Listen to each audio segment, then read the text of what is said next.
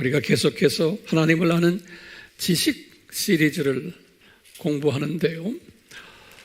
오늘은 좀 우리 교인들에게는 좀 소화가 가능하지만 영상으로 공부하는 분들에게는 조금 어려운 부분도 좀 없지 않아 있을 것 같아요. 그래서 제가 칠판에 좀 자세히 써놨어요. 그리고 우리 AMI 우리 가족들도 평소에 공부했지만 더 좀 구체적으로 자세히 제가 말씀을 드리려고 해요. 그래서 성령님의 그 큰 도우심이 있기를 간구하는 그러한 심정을 가지고, 또 제가 이 말씀을 준비하면서 성령님의 가르치심이 우리 모두와 영상으로 또 우리의 메시지에 접하는 분들 한 분 한 분에게 강하게 임하기를 기도해 오고 있습니다. 우리 알다시피 지금 오늘날은 소위 종말 시대라고 하는데 기독교인들만이 아니고 비기독교인들도 이 시대를 종말 시대다라고 말을 하는 것 우리가 알고 있죠. 세상이 시끄럽고 살기 힘들다 하는 그러한 말들이 여기저기에서 전 세계에서 지금 일어나고 있어요. 그런데 아이러니하게도 이 세상은 과거 인류 역사상 어느 때보다도 더 아주 살기 편한 세상에 우리가 지금 살고 있어요. 아주 좋은 세상에 지금 살고 있어요. 그런데 살기 힘들다는 거예요. 이게 아이러니하죠? 우리는 지금요, 문명의 이기를 아주 최대한으로 가지고 있는 시대, 과학이 발달됐고 IT 시대, 4차 산업시대 또는 인공지능 시대에 살고 있는 아주 편한 시대에 살고 있는데, 사람들은 하나같이 크리스찬들이나 또는 비그리스도인들은 이게 종말 시대다, 정말 살기 힘듭니다라는 아우성이 여기저기에서 지금 일어나고 있어요. 그뿐만 아니라 자연재해도 아주 극심하게 일어나고 있고, 또 인간들이 아주 부패해져서 악이 성하고 거짓이 성하고,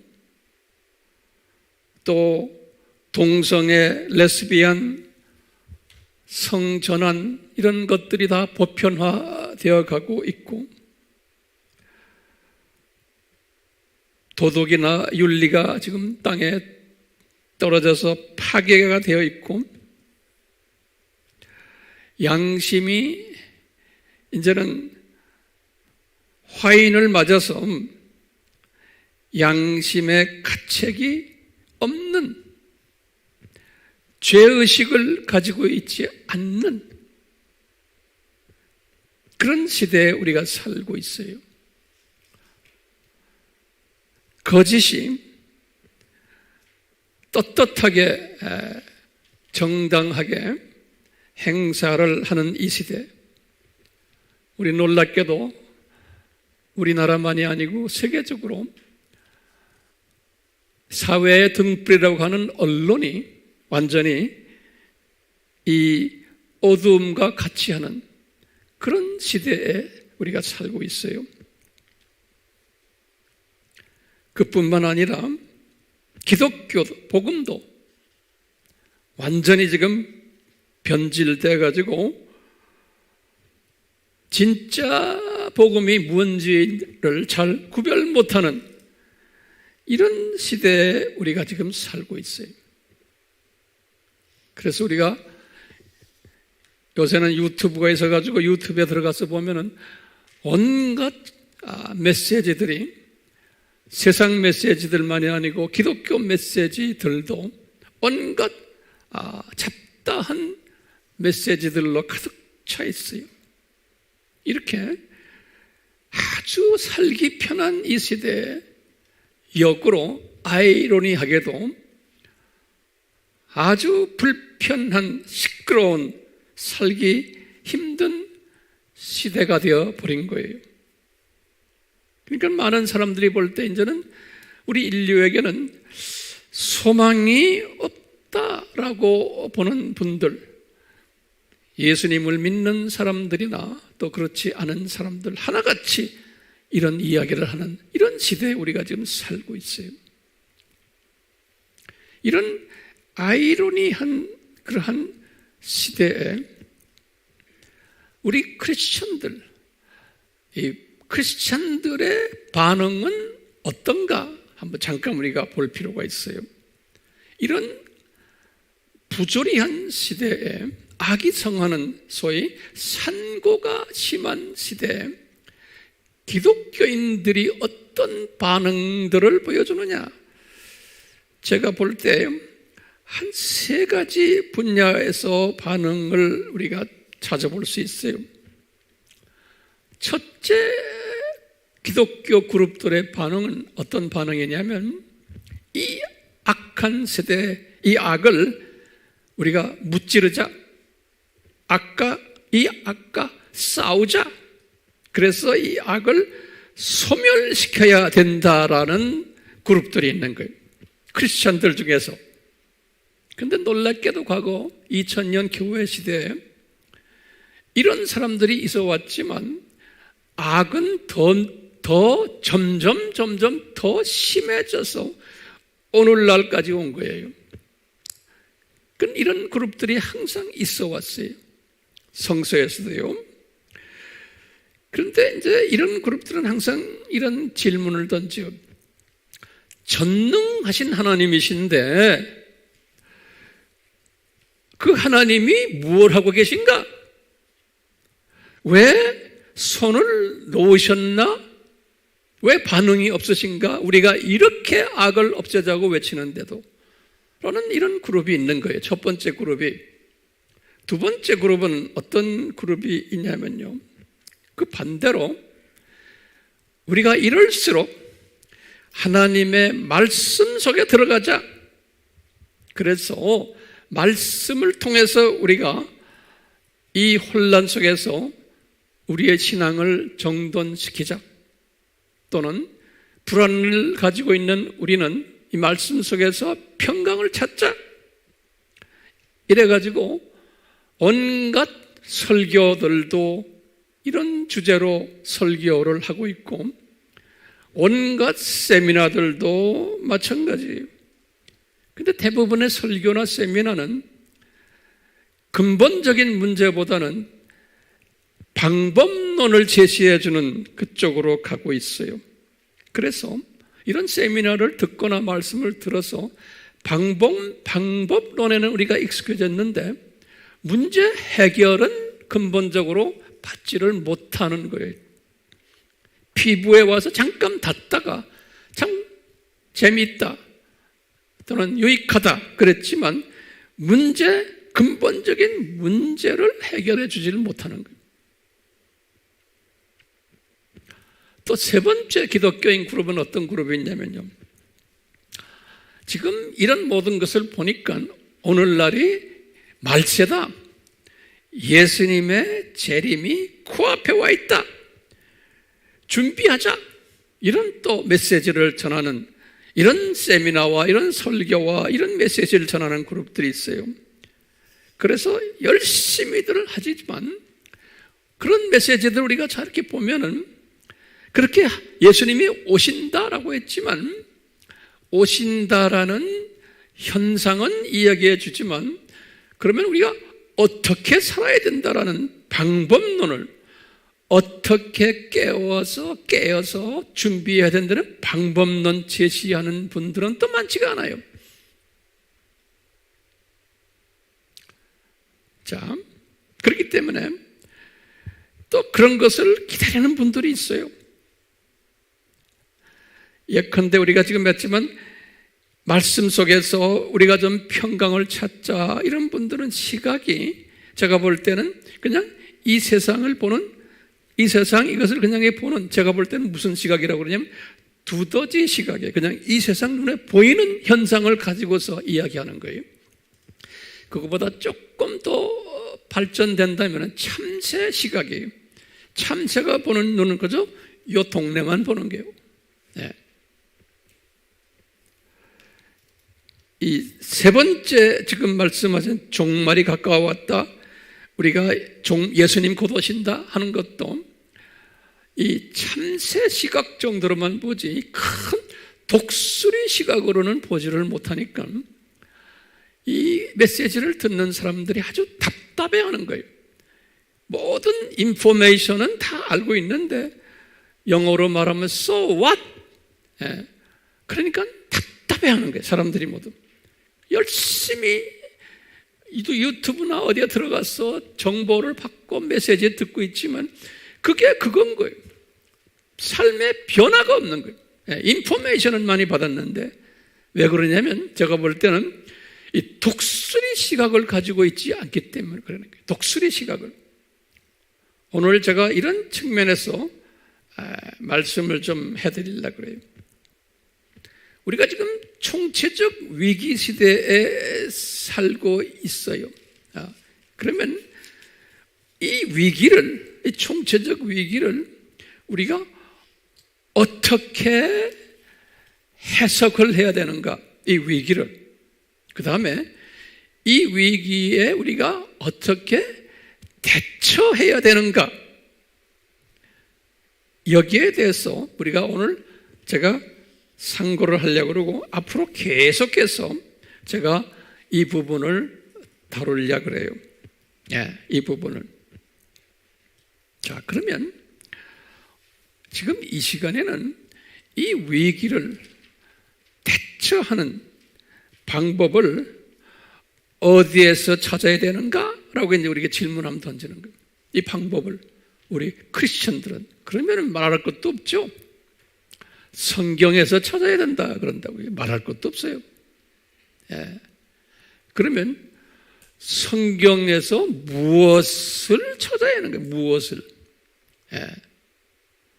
무엇을 찾아야 되냐 하면요, 무엇을 찾아야 돼요? 성경을 읽고는 성경 속에서 이 삼위 하나님, 이 우리가 섬기는 이 삼위 하나님이 어떤 분이시길래 이분이 이 시대를 이렇게 만드셨나? 이 부분에 대해서 우리가 질문을 던져야 돼요.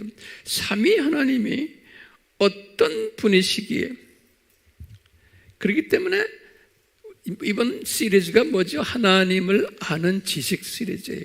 굉장히 중요한 시리즈예요.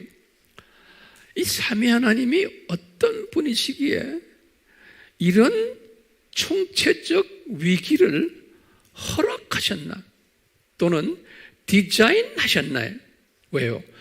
전능하신 하나님이세요. 전지하신 하나님이세요.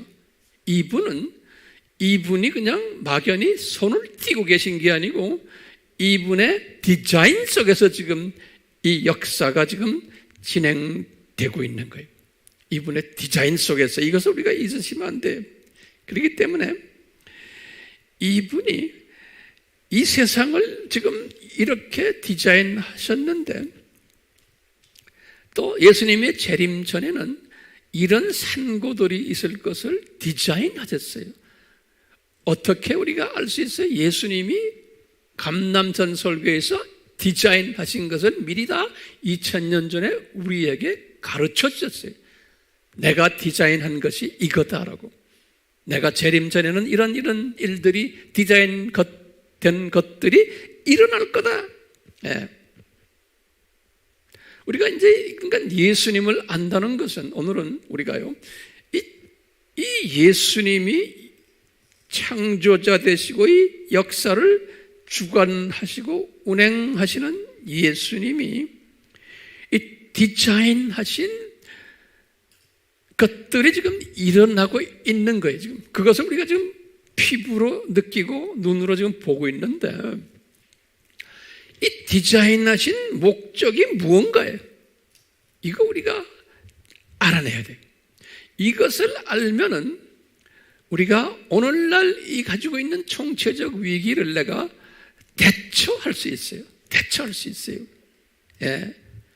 그리고 이 세상에 어떻게 하나님의 자녀들도 있고 사탄의 자녀들도 같이 살고 이 세상에 이것도 우리가 왜 그런 줄을 알아내야 돼.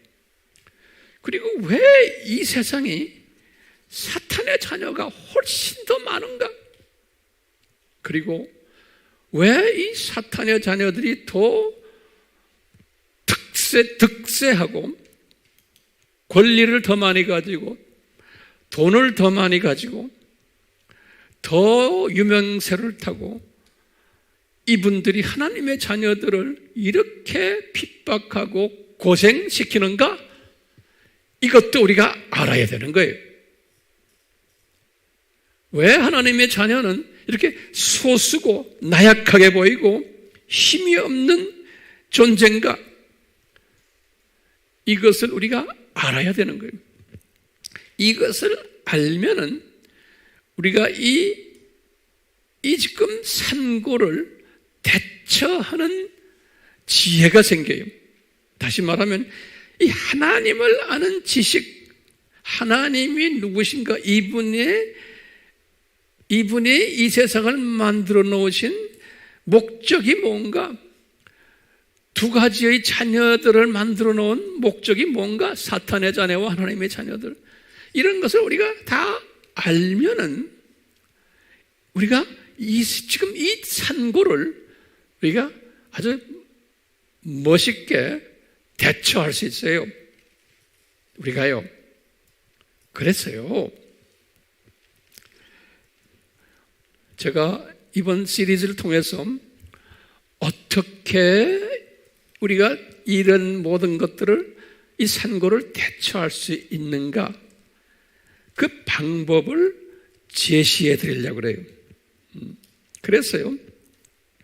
이 대처하는 지혜를 가진 사람은 이 시대를 보는 시대 분별력을 가지게 돼요. 예. 뿐만 아니라 이 총체적 위기 속에서 이 삶의 의미를 깨닫게 돼요. 왜 하나님이 나를 이 세대에 이렇게 하나님을 섬기는 자들로 부르셨나? 삶의 의미를 깨닫게 되고, 여러분이나 저나 삶의 목적을 깨닫게 되고, 삶의 방향을 깨닫게 돼요. 예. 그러니까 이런 산고 속에서 우리는, 이 깨달은 사람은 하루하루가 의미가 있고, 하루하루가 보람이 있고, 하루하루가 기쁨을 가지고서, 소망을 가지고서 사는 행복한 사람으로 변모돼요. 행복한 사람으로. 세상 사람들은 지금 괴롭다 그러죠? 심지어는 대부분의 크리스천들도 괴롭다 하는데, 이 시각을 가진 사람은 크리스천이지만 행복한 크리스천이 되는 거예요. 이 시대를 아는 사람은, 이 문제를 아는 사람은. 예. 그렇기 때문에 제가 이제 오늘은 우리가 이 행복한 크리스천이 되려면 우선적으로 알아야 되는 게 있어요. 공부해야 되는 게 있어요. 이게 뭐냐면요, 예수님의 십자가 사건에 대해서 우리가 공부를 해야 돼요. 예수님의 십자가 사건에 대해서. 예. 그러니까 예수님의 이 십자가 사건을 우리가 아주 구체적으로 알아야 돼요. 그런 지식을 가져야 돼요.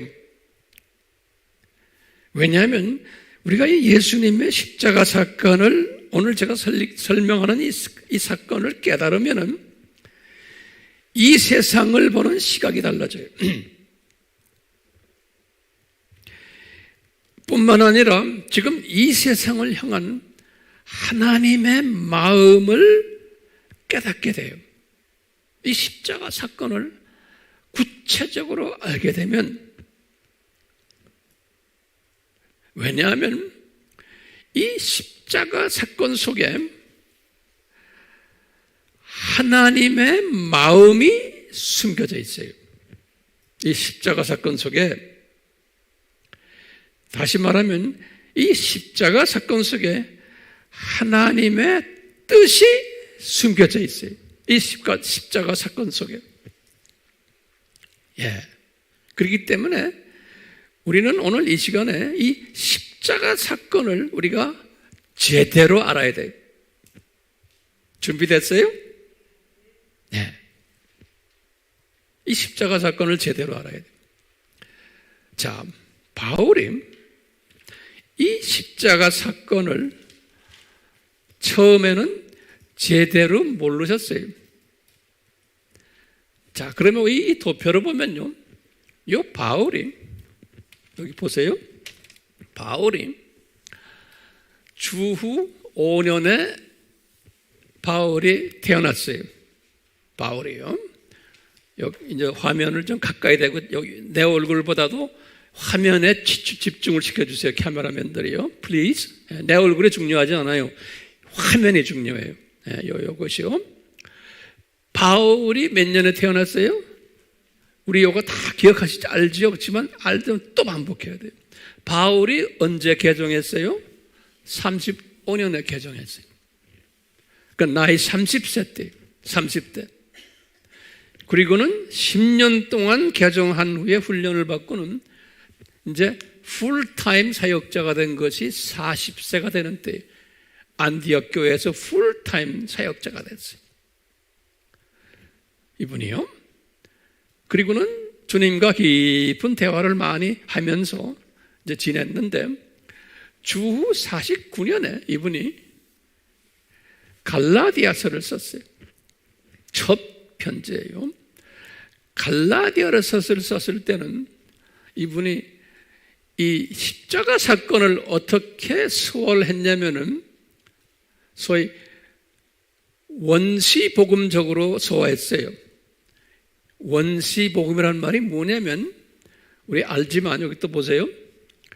원시복음은 여기 좀 보세요. 이제 아담이 창조가 됐는데 아담이 죄를 짓는 바람에 타락했어요. 그래서 시간 세계로 떨어진 거예요.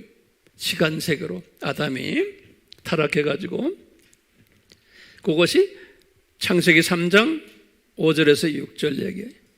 그리고는 여호와께서, 그럼 예수님이에요. 여호와께서 사탄에게 하는 말씀이 있었어요. 그것이 원시복음이에요. 창세기 3장 15절이 우리 알죠? 우리는 알지만 화면을 통해서 처음 보는 사람들을 위해서 제가 오늘 설교하는 겁니다. 여호와께서, 여호와는 예수님이에요. 거기에 대해서는 여러분들 따로 또 공부하셔야 돼요. 여호와께서 사탄에게 그랬어요.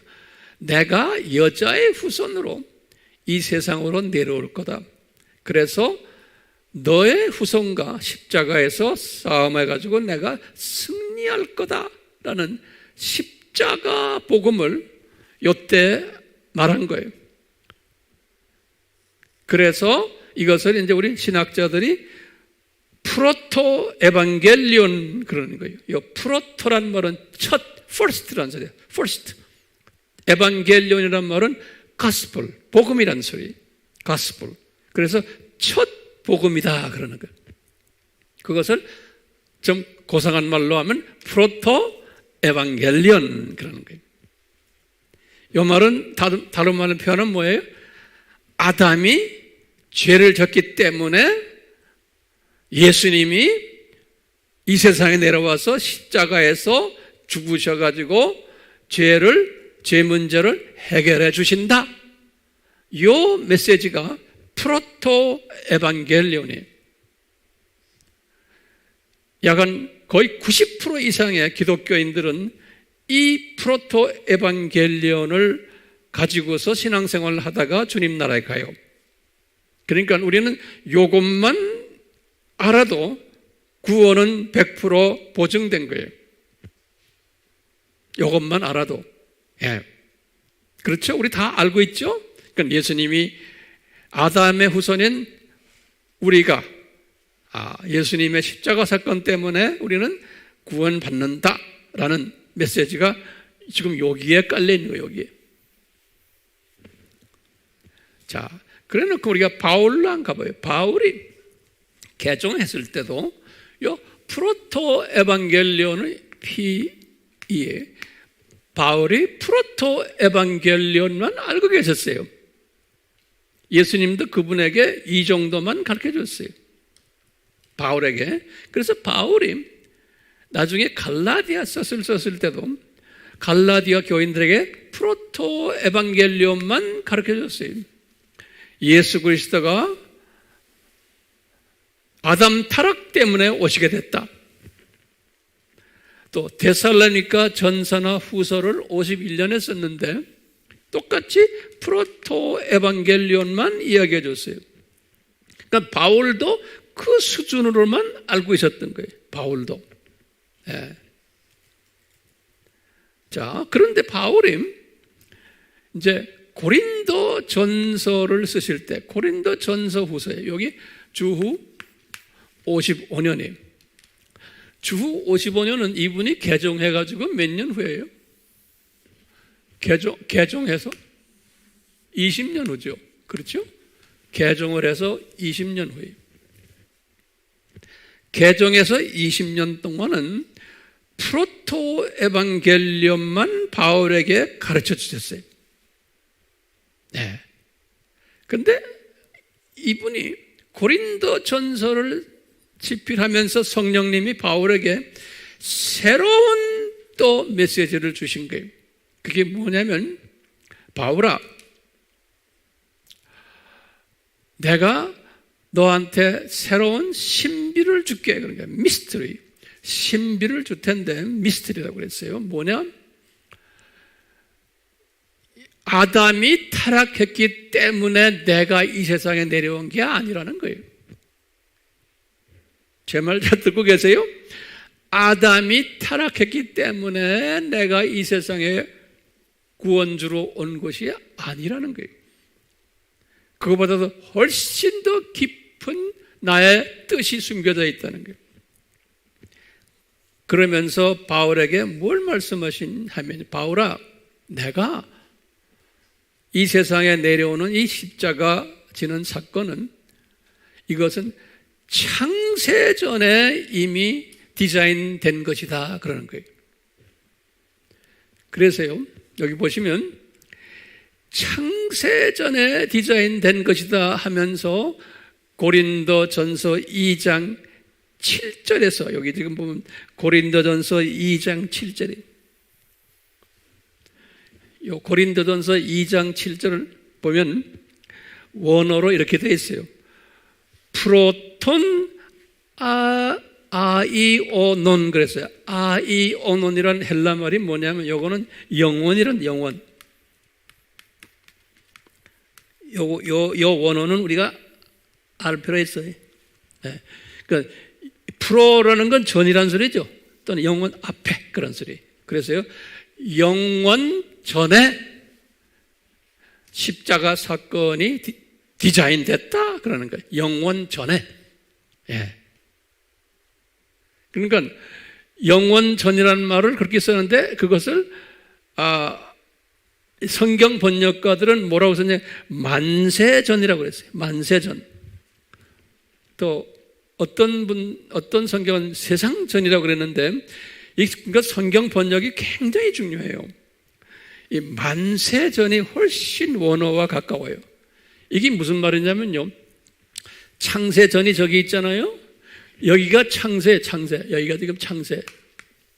창세기 1장 1절이 하나님이 태초에 하늘과 땅을 만들었다. 이게 창세기 1장 1절이. 요 창세기 1장 1절 전 이야기예요. 그러니까 만물을 만들기 전 이야기를 뭐라고 그래요? 창세전이라고 그러는 거예요. 제 말 되겠죠?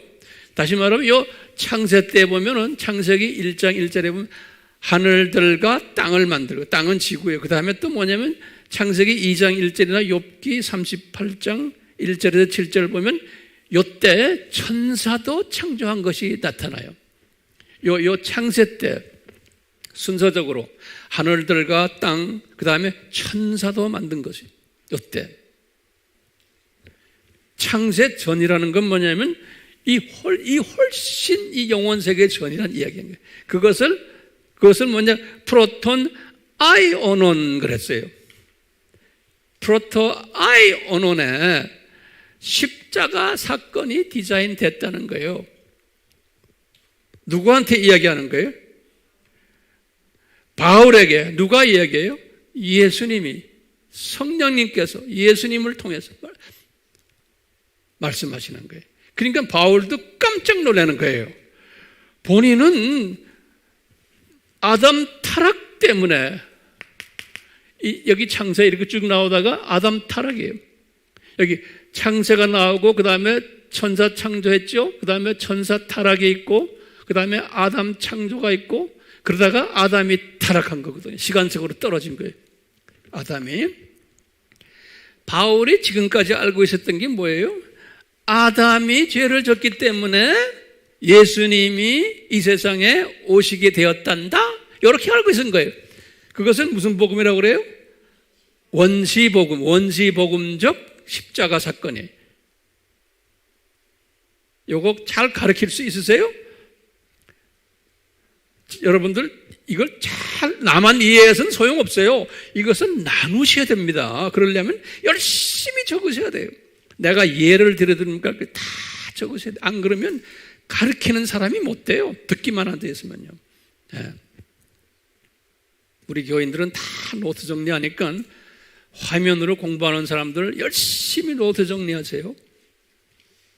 자, 그러다가 요때부터 하다가 이제 이분이 이때부터 고린도 전후서를 쓰시고 그 후부터 로마서를 57년에 썼어요. 그리고는 옥중서신 다 쓰시고 조금 그 후에 모든 바울의 서신을 보면은 요 창세전에 십자가를 준비하셨다라는 이야기들이 그 후부터 나와요.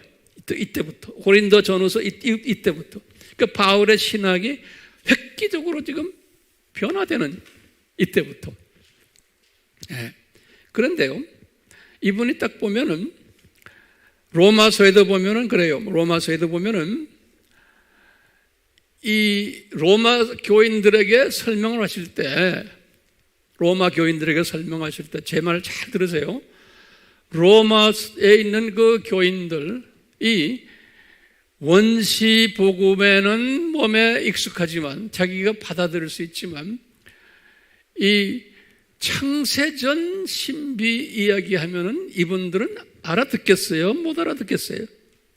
알아듣기 쉽지 않아요. 그렇기 때문에요, 바울의 편지를 그 후에 보면은 이 원시 복음을 항상 이야기해줘요. 그러면서 필요한 사람에게 창세전 십자가 복음을 또 이야기해줘요. 그래서 두 복음이 공존하는 것을 볼 수가 있어요. 바울의 편지 속에서. 그러니까 제가 지금 여러분들에게 이 말씀을 드리는 것은 이 지금 영상을 통해서 이 메시지를 들어도 소화를 못하는 분들도 분명히 있을 거예요. 못해도 괜찮아요. 네. 그냥 평소에 알고 있는 원시 복음만 알고 계셔도 돼요. 그런데 왜 이 창세전 십자가 사건 복음을 알아야 되는지를 오늘은 제가 설명 안 하지만 이것이 대단히 중요하기 때문에 그래요. 이것을 아는 사람은 지금 이 세상에서 지금 일어나고 있는 이 모든 산고들, 이 부조리들, 이 모든 악한 것들, 이 세상을 내가 보는 시각을 가지게 되고 지식을 가지게 되고 명철을 가지게 되고 지혜를 가지게 돼요. 그러니까 이 세상을 내가 행복하게 살 수 있고 이 세상의 삶의 방향과 목적이 뚜렷해져요.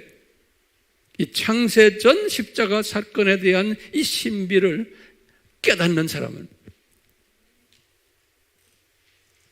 거기에 대한 자세한 답은 제가 다음 주에 또 그 다음 주에 계속해서 이제 이야기할 거예요. 오늘은 서론적인 측면에서 말씀드리는데 이쪽 도표를 쫙 보세요. 그래서 바울이 로마서를 쓰실 때 로마서를 쓰실 때 이제 여러분들 로마서 5장에 보면은 로마서 지금 로마서 이건 16장이거든요. 이분이 바울이 로마서가 16장까지 있잖아요. 16장까지 쓰실 때 16장은 누구에게 쓴 장이에요? 16장은 바울이 파송한 30여 명의 자기 제자들에게 안부를 전하는 이야기가 16장이에요. 그분들이 어디서 훈련받았죠? 두라노서원에서 훈련받았죠? 그래가지고 바울이 그 두라노서원 출신 그 제자들을 로마로 보내가지고 선교사로 이분들이 여러 곳에서 가정교회를 운영하는 사역자들이었어요. 이분들에게 안부를 물어보는 그 이야기가 16장 이야기예요. 로마서 마지막 장이에요. 그러면서 요 사람들 상대로, 그러니까 요 사람들은 우리가 지난 시간에도 봤지만 남은 자들이, 특별한 분들이, 남은 자들이, 이분들은 독수리 시각을 가진 자들이, 이분들이 가졌던 독수리 시각은 그 당시에 어디까지 봤어요? 남부 유럽까지 복음화를 하는 그 시각을 가졌던 분들이, 자, 이분들에게 요 유명한 말씀을 하시는 거예요. 16장 25절에서 26절, 요 특별한 독수리 시각을 가진 제자들에게, 사역자들에게, 남은 자들에게 그러는 게, 얘들아, 예수님의 내가 깨달았는데, 바울이 그러는 게, 내가 깨달았는데, 내가 2년 전 고린도 전서를 쓸 때 깨달았다. 이게 뭐냐? 예수님의 십자가 사건이 아담 타락 때문이 아니다 그러는 거예요. 창세전에 이 세상이 시작되기 이래, 그래서 이 번역이 그러니까 그래서 내가 이게 저는 굉장히 혼돈스럽게 번역이 되어 있어요. 예.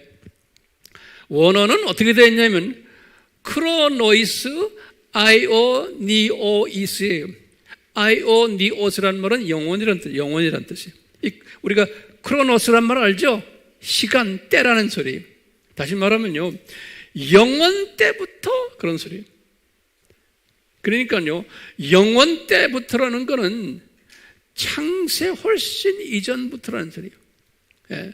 그래서요, 요거 한국의 코리안 킹 제임스는 어떻게 번역해놨냐면 굉장히 여러분들 가지고 있는 성경을 보면 번역이 혼돈스럽게 되어 있어요. 이 세상이 시작된 이래로 이렇게 표현했어요. 이 표현이 맞아요? 이 원어를 이렇게 표현했어요. 이 세상이 시작된 이래로, 그러면 언제로 지금 생각되게 돼요? 이렇게 해석할 수 있는 거예요. 그렇죠? 그러니까 이 도표를 모르는 사람들은, 이 도표 감각이 없는 사람 크리스찬 중에 대부분이에요. 우리 아미 식구들은 있지만, 그렇기 때문에 저 번역이 까릿까릿한 번역이에요. 내가 그 이상 무슨 말로 까릿까릿 잘못됐다고 내가 말하긴 그렇고, 그 다음에 근데 한글 개역판 성경, 우리가 평소에 쓰는 이 번역이 제대로 돼 있어요. 한국 개역판 성경이, 우리 개역판, 그러니까 킹 제임스가 다 이게 다 성경이 아니에요. 거기에도 보면 내가 보니까요, 번역이 잘못된 게 꽤 있어요. 원어하고 킹 제임스 영어도 보면 잘못 그 영어로 만들어 놓은 게 발견돼요. 우리 한국 성경이 제대로 돼 있어요. 한국 성경 영세전부터 그랬어요. 그러면 우리 한국 성경이 영세전부터라고 번역했으면 어떻게 돼요? 이 감이 오죠? 그렇죠? 그러니까 십자가 사건이 지금 로마서 16장 25에서 26절에 바울이 뭐라고 그러냐면 한국 성경이 제대로 영세 전부터 준비해 놨다는 거예요. 이 십자가 사건을 영세 전부터. 그래서 NIV는 이것을 어떻게 또 번역해 놨냐면 Long ages fast 그랬어요. 여기 이제 우리는 영어가 좀 감각이 안 오니까 NIV는 이것을 설명하는데 이렇게 설명했어요. Long ages. 네. 그 다음에 이 킹 제임스는, 영어 킹 제임스는 Since the world began이, 이게 지금 그래서 번역을 이렇게 한 거예요. 이게 Since the world began이 이게 무슨 말이에요? 조동료를 지금 이야기하는 거예요. 그렇죠? 제 말 따라오세요? 그러니까 이게 해석에 문제가 있는 거예요. 그렇기 때문에 많은 기독교인들이 이 창세전 십자가 사건에 대해서 희미해요. 네. 그런 걸 또 교회에서 잘 가르치지도 않아요. 왜냐하면 이 번역의 문제가 있기 때문에, 번역의 문제가. 그렇기 때문에 바울이 지금 이렇게 말한 것을 또 다른 부분을 보면 우리가 그냥 알 수 있어요. 바울이 에베소서에서 똑같이 창세전 이야기하는 거예요. 베드로도 똑같이 그랬어요. 에베소서 1장 4절 또는 베드로전서 1장 20절에 똑같이 말해요. 어떻게 써놨냐면 똑같이요. 뭐냐면 Before the foundation of this world, 킹 제임스, 이건 제대로 번역해놨어요. 뭐예요? Before the foundation of this world, 그러니까 이 창세 이전이라는 소리예요. 그렇죠? NIV는 Before the creation of the world, 이 말이 더 비슷비슷한 말이죠. 그러니까 이 창세 이전이라는 말이에요. 이렇게 번역해놨어요. 이 십자가 사건이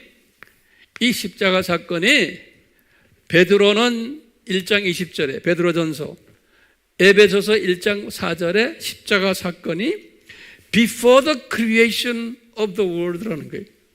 다시 말하면 언제? 창세 전이라는 소리. 어려워요? 예수님이 창세 전을 이렇게 표현해요. 예수님이 아버지와 기도를 하는 장면에 요한복음 17장 5절에 예수님이 성만찬 끝내시고는 이제 17장에 이제 제자들 보는 데서 손을 올리시고 머리를 하늘에 올리시면서 성부 하나님께 기도하는 장면에 17장에 요한복음 17장에 여러분들 가르칠 때도 내 식으로 그거 다 설명해 주면서 말해야 돼요. 그냥 요한복음 17장 5절에 이렇다 이런 식으로 하시면 안 돼요. 배경을 이야기해 줘야 돼요. 그럴 때 예수님이 아버지에게 그런 거예요. 아버지와 내가 지금 33세에 잡수신 인간 예수님이 하시는 말씀이에요. 그러니까 유대인들이 볼 때는 기가 막힌 말이에요. 33세 된 나사렛 출신, 목수 출신 예수가 자기네가 믿는 아버지, 그분하고 대화하시면서 뭐라고 그러냐면 아버지와 나와 세상이 있기 전에 우리 같이 있었잖아요. 그러는 거예요. 그러니까 세상이 있기 전이니까 언제예요? 이때요? 창세 때예요? 이 창세 전에 아버지와 나와 같이 존재했다는 거예요. 그러니까 요한복음 몇 장 몇 절이에요? 17장 5절이에요.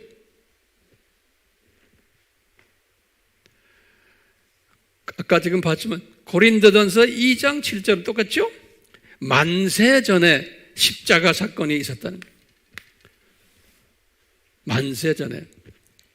그러니까 이제 우리가 분명히 알 수 있는 것은 이 십자가 사건이 언제부터 있었다? 이 창세 전에 십자가 사건이 디자인됐다는 거예요. 이 성경 구절들 잊지 마세요. 요 도표하고요.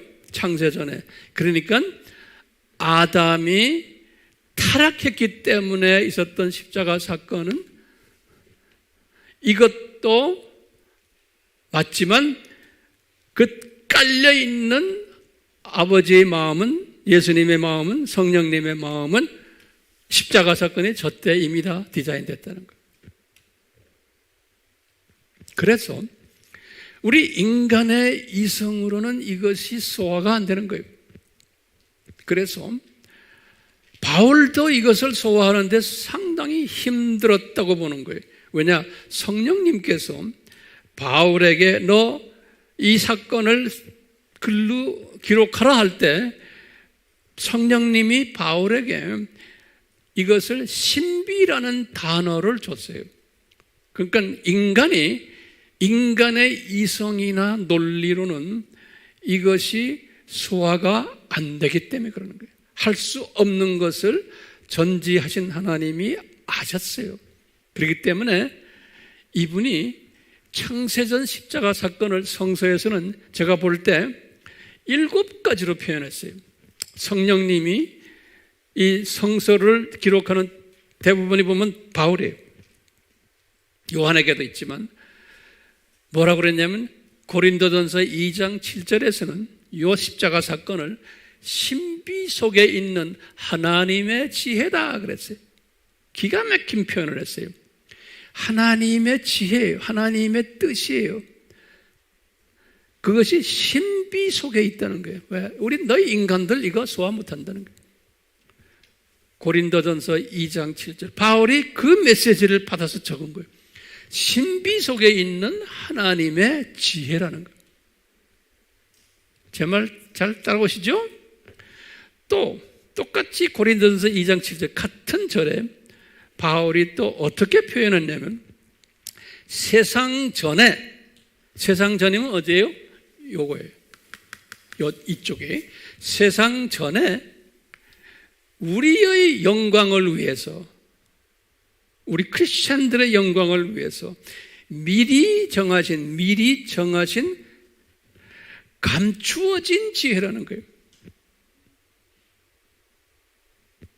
왜 감춰놨어요? 우리 인간이 이것을 소화를 못하기 때문에 그러는 거예요. 그래서 여기 지금 보시면 지금 로마서 16장 25절 26절에 보면 기가 막힌 단어가 있어요.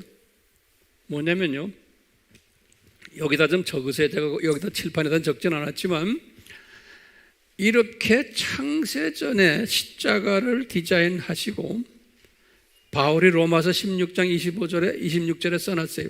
그렇게 하시고는 이것을 감춰두셨다 그랬어요. 감춰두셨다. 예. 감춰두셨는데 언제까지 감춰두셨나? 바울이 고린도전서 2장 7절을 고린도전서를 쓸 때까지 감춰둔 거예요. 다시 말하면 주후 55년까지. 그래서 고린도전서 2장 7절에도 감춰두었다는 단어가 나와요. 숨겨놨다는 거예요. It's been hidden 거예요. 감춰놨다는 거예요. 뚜껑 닫아놨다는 거예요. 그러다가 바울도 감춰둔 것을 뚜껑을 열어서 계시를 해줬다고 그래요. 계시받았다고 그랬어요. 감춰뒀던 것이 뚜껑을 열고는 reveal이라고 계시가 됐다. 우리가 계시록도 요한계시록에도 revelation 그러잖아요. reveal이라는 건 닫아놨던 것을 뚜껑을 열어서 보여준다는 소리예요. 네. 왜 감춰두셨을까요? 기가 막힌 이때부터 감춰둬가지고요. 계속 감춰뒀다가 주후 55년에 이것이 이제 눈을 뜨기 시작한 거예요, 바울이. 그것도 딴 사람이 아니고 바울이. 그러니까 죄를 지었던 아담도 몰랐던 거예요. 아담이 알았겠어요? 몰랐어요. 그 후에 나오는 그 유명 인사들도 다 몰랐어요. 다 몰랐어요. 바울에게 이 신비를 가르쳐 주신 거예요. 바울에게. 그래서 감춰둔 것 그래요. 그렇기 때문에 여기 지금 보면은 세상 전에 우리의 영광을 위해 미리 정하신 감추어진 지혜라는 거예요. 이 십자가 사건이 감추어진 지혜. 그 다음에 또 에베소서 6장 19절에는 바울이 그랬어요. 복음의 신비라 그랬어요. 복음의 신비, the mystery of the gospel 그랬어요. 그 다음에 골로새서 1장 26절에는 바울이 그냥 신비다 그랬어요. 미스터리다, 미스터리. 신비다. 그 다음에 에베소서 1장 9절에는 하나님의 뜻의 신비라는 거예요. 그러니까 이 단어들 보면 이 표현들 속에 다 우리에게 주는 인포메이션이 많아요. 하나님의 뜻의 신비라는 거예요. 에베소서 1장 9절에. 에베소서는 언제 썼어요? 여기 지금 요때 썼죠? 옥중 서신 요때. 그 바울이 이것을 깨달은 후에 다 쓴 거예요. 또는 요한계시록에 주후 95년에 썼죠. 요한은 이것을 뭐라고 봤냐면 하나님의 신비라고 그랬어요. 계시록 10장 7절에 하나님의 신비라는 거예요. 우리 아까 봤지만 로마서 16장 25절은 창세전 감추었다가 이제 계시된 신비라는 거예요. 창세전 감추었다가 이제 계시된 신비라는 거예요.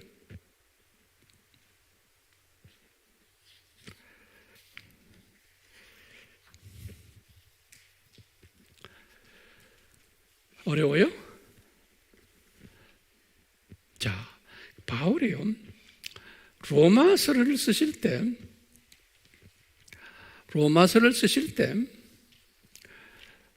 보면은 지금 로마서 제일 마지막 편에 16장에 가서 이 감추어진 신비를 누구에게 주셨어요? 요 남은 자들, 헌신된 선교사들, 요 사람들에게 주신 거예요. 다시 말로 표현하면 요 사람들 보고 너희들은 이 창세전 하나님의 지혜를 너희들은 알아라는 거예요. 예. 그리고는 나머지 로마 교인들에게는 이것을 몰라도 괜찮다는 거예요. 그래서 바울은 로마서에 보면은 로마서 5장을 딱 보시면은 5장 15절에서 21절을 나중에 이제 여러분들 셀 모임 할 때 보세요. 영상으로 하는 사람들은 나중에 성경 펴놓고 보세요. 거기에는 바울이 로마 교인들에게는 원시복음을 가르쳤어요. 그러니까 로마서에는 원시복음도 들어있고 창세전 신비복음도 들어있어요. 로마서 5장 15절에서 21절을 이렇게 보면은 이 대부분의 로마 교인들에게는 원시복음을 가르쳐줬어요. 5장 15절부터 보시면 이렇게 되어 있어요. 한 사람이 범죄했기 때문에 그게 누굽니까? 아담이에요. 아담이 범죄했기 때문에 한 사람 아담이 범죄했기 때문에 그 불순종으로 우리가 다 죄인이 됐단다 그러는 거예요. 5장 19절에. 그래서 이분이 범죄해서 죄인이 됐기 때문에 우리가 죽게 되었단다 그러는 거예요. 5장 15절에. 그런데 심판도 받게 되고 나중에 완전히 멸망하게 된단다. 5장 18절에 그랬어요. 그러니까 아담의 범죄를 강조해요. 그리고는 이것이 복음이라는 거예요. 그러면서 또 이어서 말하는 거예요. 이 문제 해결사로 한 사람인 예수님이 나타나셨단다 그런 거예요. 그래서 이분이 은혜의 선물을 들고 왔단다 그러는 거예요. 5장 15절에.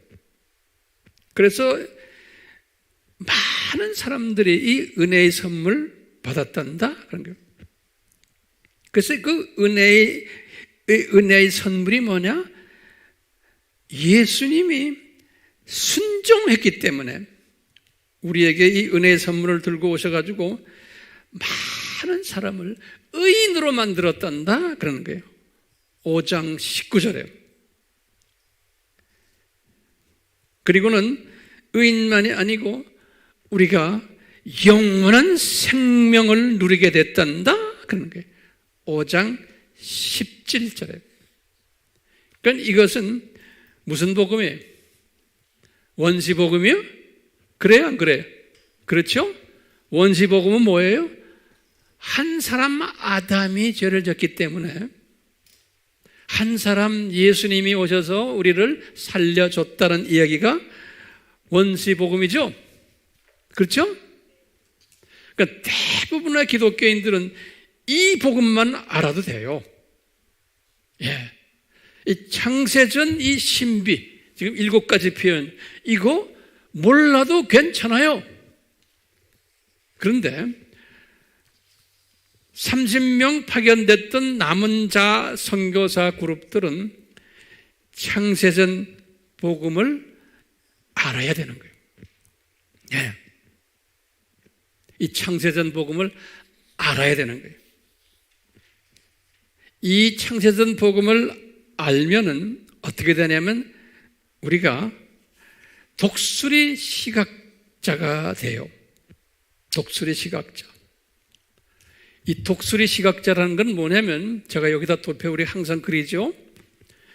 하나님의 나라에 하나님의 나라.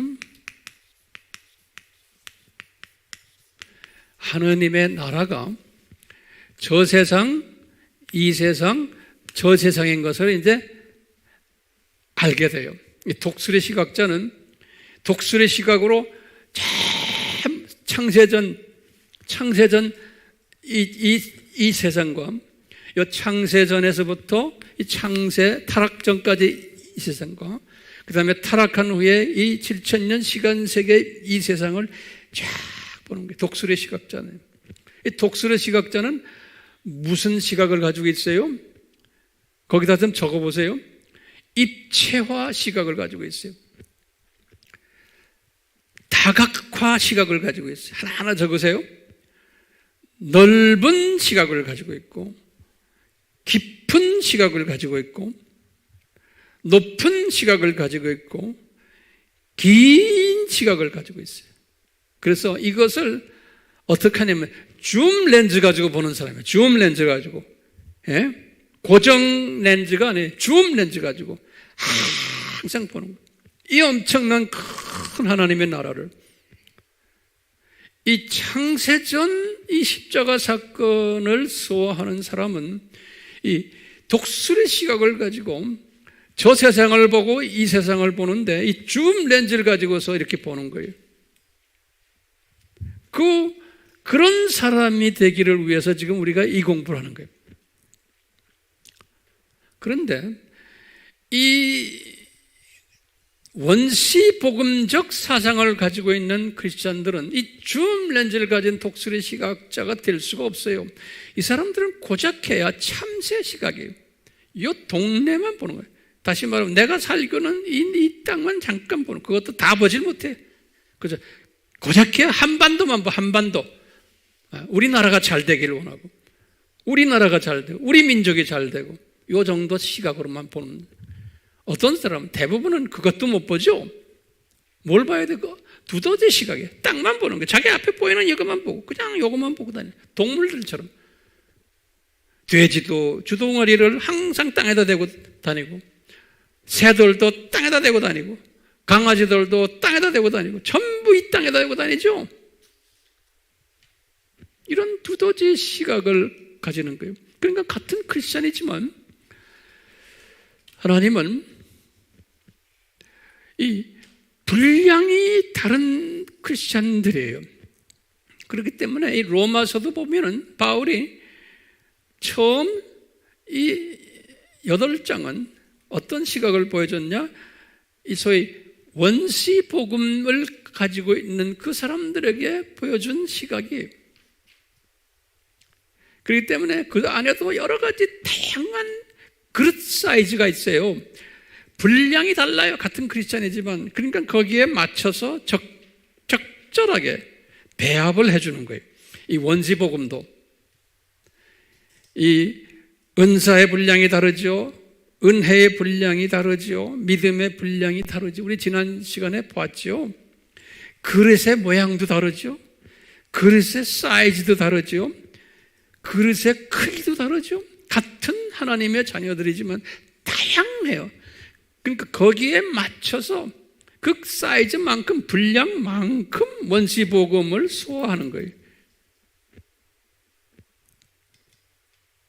이것을 우리가 알고 있어야 돼요.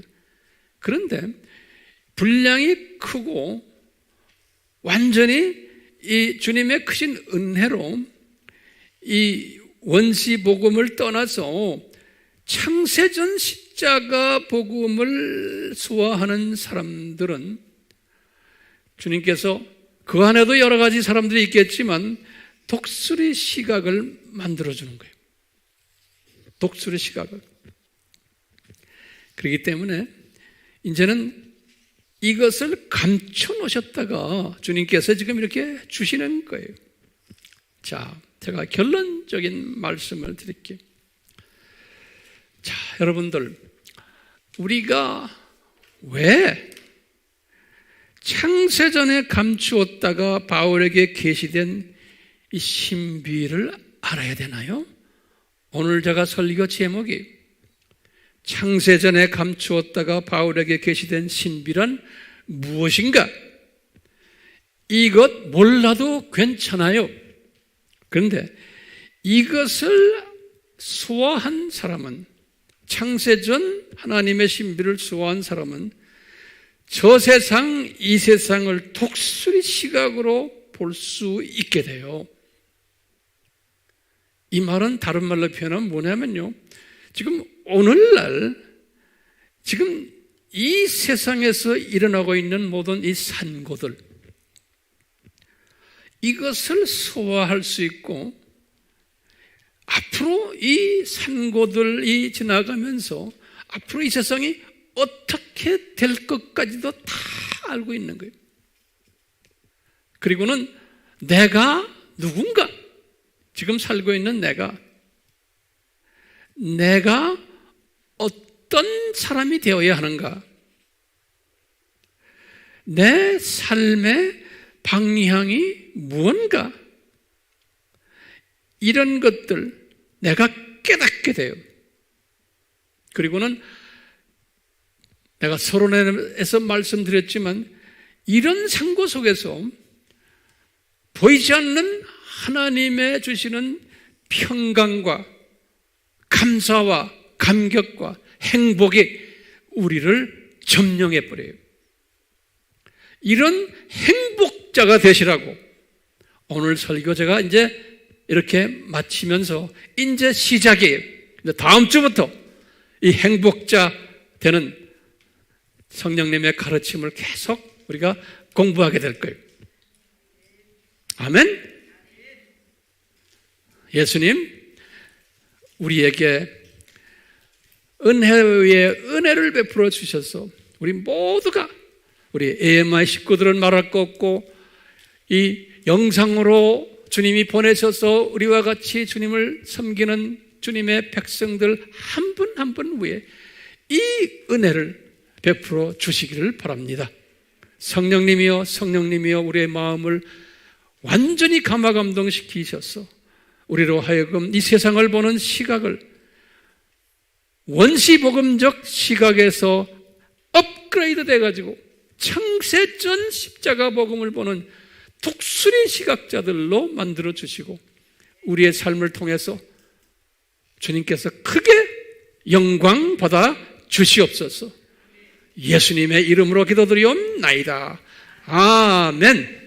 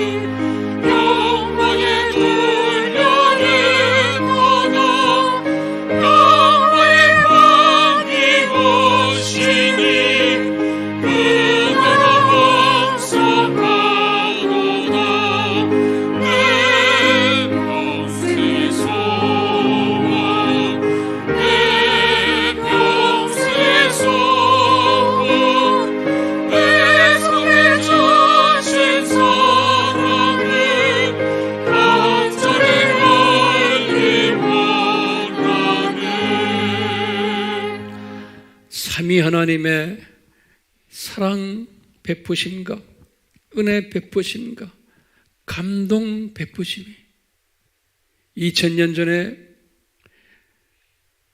바울에게 주셨던 그 계시된 그 신비, 창세전에 감추었다가 계시된 그 신비가 우리에게도 넉넉히 임하기를 예수님의 이름으로 축원하옵나이다. 아멘.